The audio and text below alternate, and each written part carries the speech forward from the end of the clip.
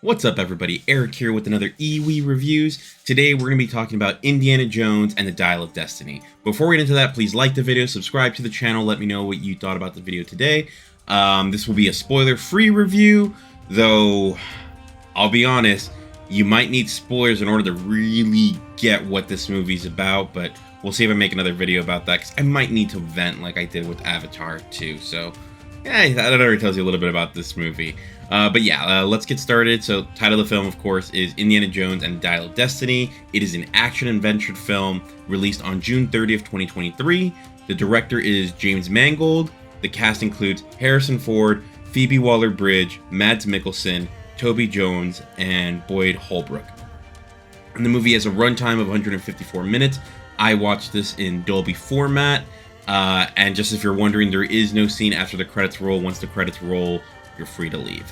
So let's talk about the plot for a second. This movie does take place in 1944 at the start. So Indiana Jones and Basil Shaw, Toby Jones' character, they are they end up stealing something from the Nazis, half of the Dial of Destiny, and then 25 years later, what was the guy's name? Jorgen Voller, Mads Mikkelsen's character, who they stole the dial from, wants to get it back from them in order for him to just do some crazy, dastardly Nazi stuff that, Nazis crazy. So, yeah, so they're trying to stop it. However, Helena Shaw, Basil's daughter, is trying to get the dial because she's kind of a weird person that wants to, make a bunch of money.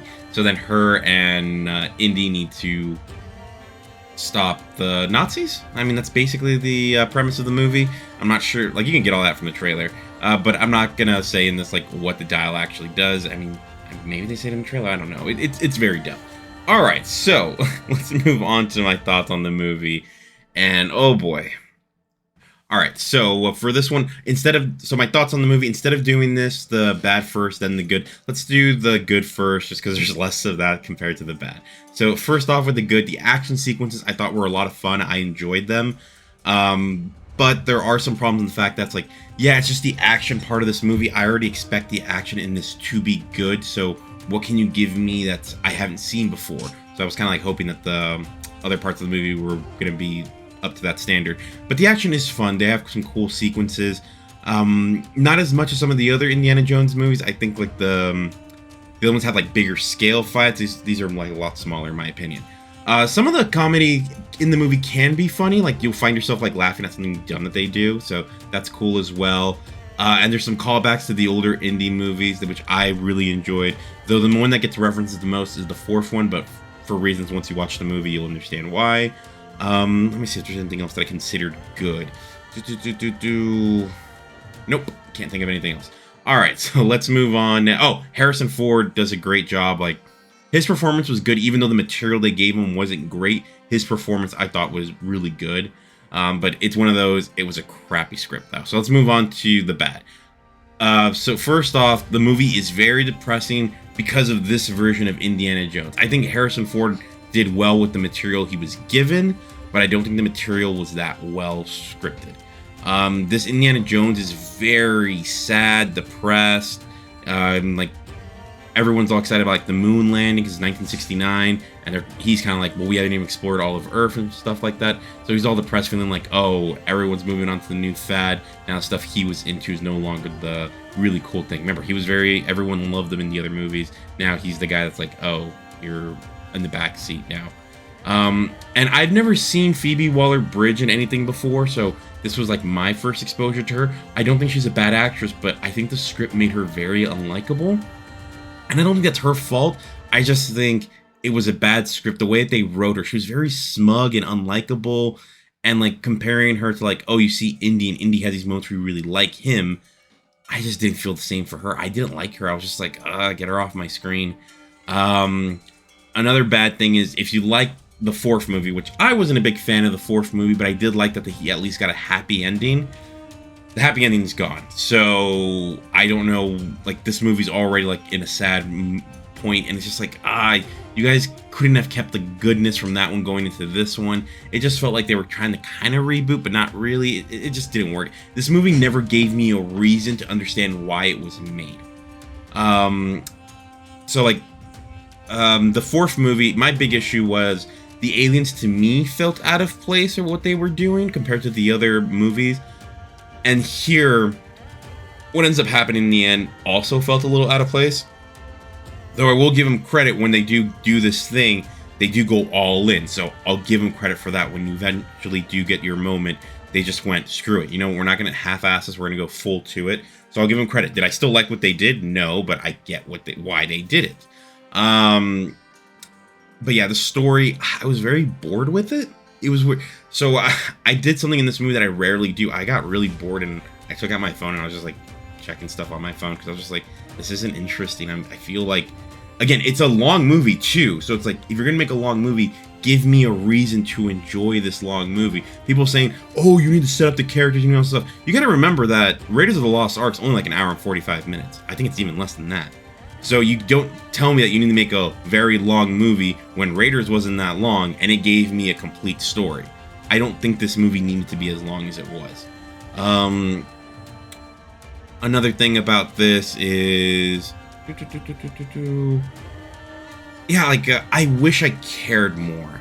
I wish this was like, oh, this is my Indiana Jones, he's back. I'm like, I'm so happy, I love this character. When I was a little kid watching the movies growing up, I was like very excited. And I remember when the fourth one came out and I saw it, I was like, oh, that wasn't that good.